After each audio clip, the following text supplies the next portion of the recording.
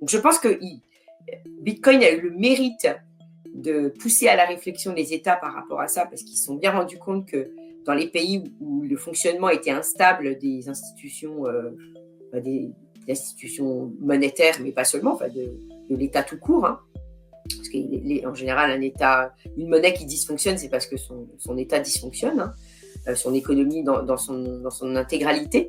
Donc ça, ils ont bien saisi que c'était une façon de contrecarrer le pouvoir de l'État.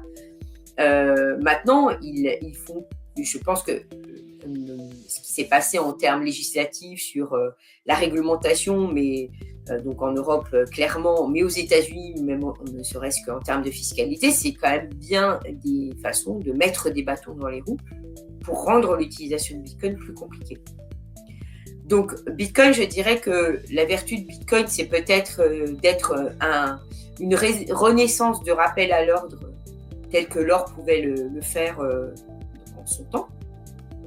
Maintenant, le rappel à l'ordre est plus éloigné.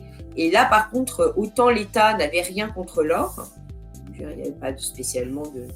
Autant l'État se sent menacé par Bitcoin. Donc, l'État déploie des armes législatives pour mettre des bâtons dans les roues pour son utilisation. Donc, notamment, nous, c'est vraiment la fiscalité, par exemple, qui est un bâton. Puisque la fiscalité, quand on voit qu'effectivement, à chaque fois qu'on devrait utiliser un Bitcoin, il faudrait faire une déclaration et puis faire une... Enfin, je veux dire, on marche sur la tête. Donc là, en effet, soit tu t'affranchis, bon, je ne devrais pas dire un truc pareil, mais soit tu t'affranchis de la règle, parce que c'est en achetant une baguette de pain, tu ne vas pas déclarer la fraction de Bitcoin utilisée parce que tu l'as acheté.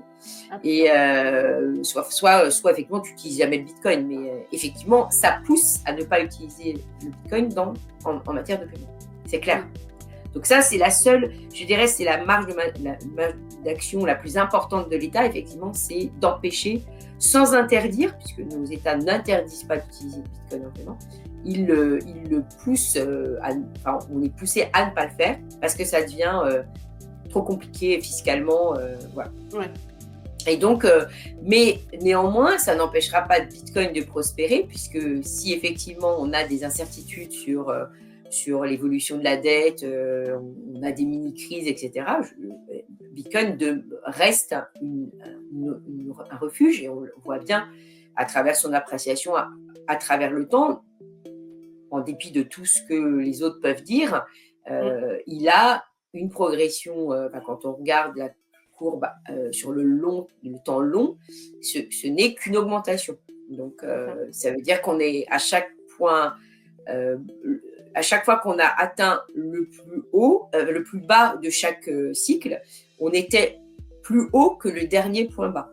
C'est-à-dire qu'en fait, il n'est jamais plus bas que le précédent point. C'est ce qui montre que donc il a une tendance à la hausse.